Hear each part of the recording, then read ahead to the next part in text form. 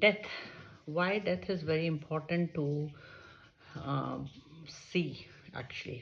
जब आप किसी का डेथ देखते हैं तो जैसे आपके कोई बहुत अजीज हैं या प्यारे हैं, उनके डेथ देखते तो आपको दुख होता है, आप उनको मिस करते हैं और सब कुछ होता है और उनकी बातें याद करते हैं. पर अगर आप किसी ऐसे की डेथ को देखे हैं जो कि आपके साथ उनका व्यवहार अच्छा नहीं रहा होगा या आपका जो एक्सपीरियंस उनके साथ रहा है वो बहुत अच्छा नहीं है, लेकिन वो भी एक बहुत बड़ी लर्निंग होती है. क्योंकि क्या होता है, जब डेथ हो जाती है तो वो फिज़िकल बॉडी चला जाता है, तो वो जो आपका रोज का एक एक युद्ध था आपके अंदर कि उसने ऐसा बोला, उसने ऐसा कहा, वो जो युद्ध है वो ख़त्म हो जाता है. क्योंकि क्या होता है, वो व्यक्ति मर जाता है तो कुछ दिन तक आपको ग्रीवेंसेस रहेगा उसके प्रति कि उसने मेरे लिए ऐसा नहीं किया, उसने ये किया, उसने वो किया.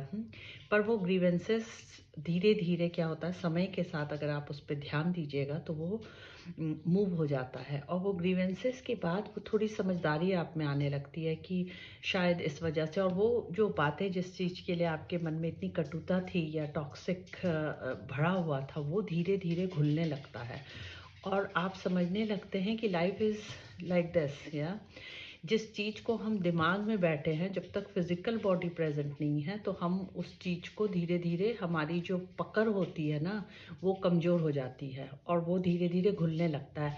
तो क्या वो हम जीते जी ऐसा कर सकते हैं किसी के, हाँ, जिससे आप बहुत नफ़रत करते हैं या जिसकी जो आपको किसी वजह से आपको बहुत अपमानित करते हों या आपका सामंजस्य उससे नहीं बनता है, तो उसके सबसे बढ़िया तरीका है कि वो वैसा व्यक्ति हो जो आपके रिलेशन में है या जिससे आपका नाता पूरा टूट नहीं सकता है.